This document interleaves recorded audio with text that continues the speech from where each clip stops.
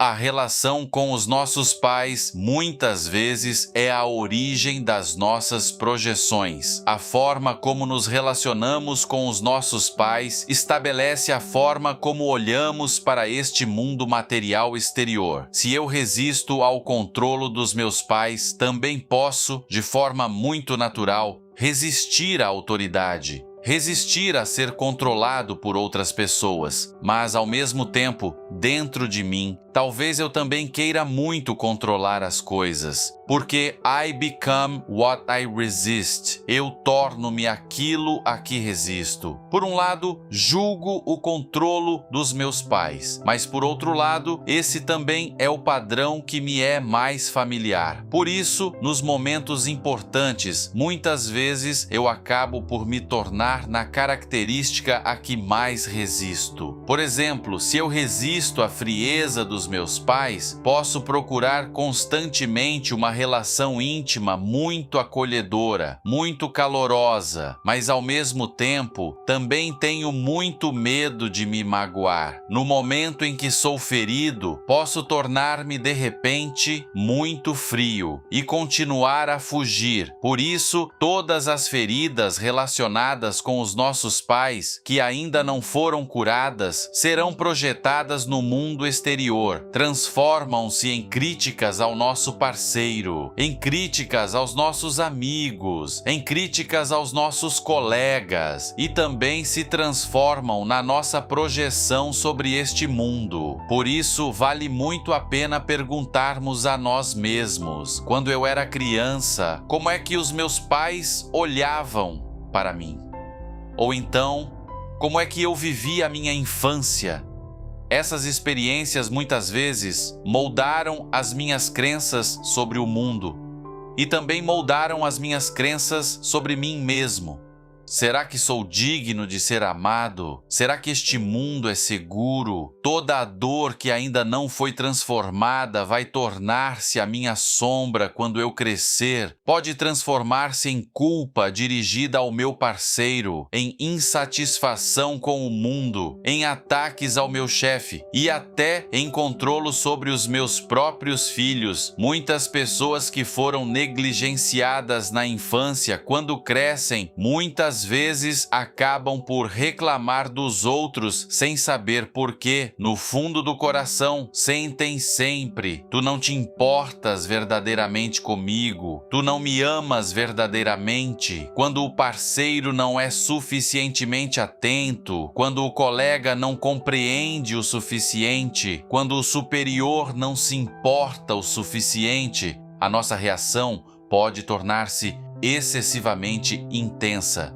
Porque aquilo a que estamos realmente a reagir talvez não seja a pessoa à nossa frente, mas sim uma compensação da infância. É a ferida relacionada com os nossos pais que ainda não foi curada.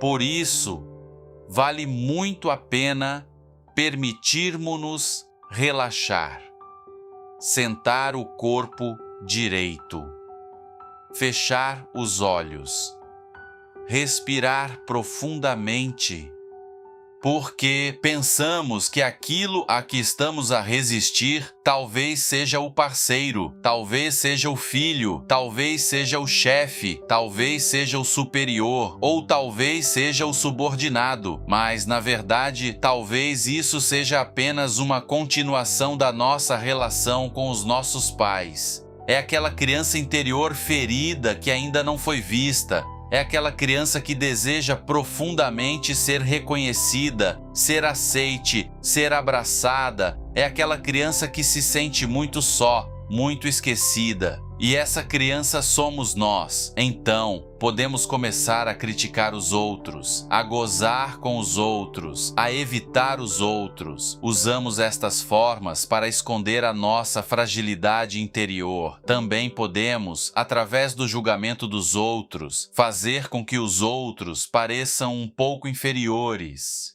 e fazer com que nós pareçamos um pouco superiores. Eu estou acima, tu estás abaixo. Eu estou certo, tu estás errado. Eu sou adequado, tu estás enganado. Desta forma, posso sentir que eu próprio pareço um pouco mais seguro um pouco mais superior, um pouco mais feliz, um pouco mais alegre. Mas claro, isto é, na verdade, uma ilusão muito dolorosa. Só fará com que as nossas relações humanas tenham problemas vez após vez. Por isso, cada vez que julgamos os nossos pais, em certa medida, também estamos a julgar a nós mesmos, a julgar aquele eu mais infeliz, a julgar aquele eu que está preso, enredado por si próprio, incapaz de se mover. Só quando soltamos a queixa contra a nossa família de origem é que temos a oportunidade de caminhar em direção à liberdade. Só então temos a oportunidade de nos libertar verdadeiramente. Tenta aprender a tornar-te o teu melhor pai interior e a tua melhor mãe interior. Cuida de ti, ama-te com ternura e tenta perguntar a ti mesmo algumas perguntas suaves e honestas. Em que parte de mim ainda resisto aos meus pais? Em que lugar de mim ainda não estou disposto a perdoá-los?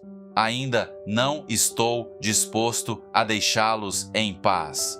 Quando eu não deixo os meus pais em paz, será que também estou, ao mesmo tempo, a não me deixar em paz? Será que ainda sinto que sou muito infeliz? Será que ainda estou agarrado a certas dores? Será que ainda estou a jogar um jogo de vítima? Em que áreas as minhas críticas ao meu parceiro, aos meus filhos, aos meus amigos, na verdade, vêm de apegos da infância, vêm de feridas da infância? Será que ainda me importo com certas experiências da minha infância, com certas emoções? Ou então, será que ainda me importo muito com a forma como os meus pais olhavam para mim quando eu era pequeno? Tenta observar em que partes de mim ainda estou preso ao karma da família, preso aos padrões de comunicação familiar, preso aos valores da família, de tal forma que o meu verdadeiro eu ficou amarrado. Só quando eu estiver disposto a enfrentar-me honestamente, a sombra deixará de ser uma inimiga. Ela tornar-se-á um convite para abraçarmos aquela criança interior ferida. Nesse momento, não estamos apenas a perdoar os nossos pais. Mais importante ainda, começamos a perdoar a nós mesmos. Permitimos que nós próprios nos tornemos uma pessoa completa, uma pessoa livre, e então começamos a soltar as projeções sem nos diminuirmos, sem resistirmos. Amamos a nós mesmos e também levamos este amor pouco a pouco como uma contribuição para o mundo.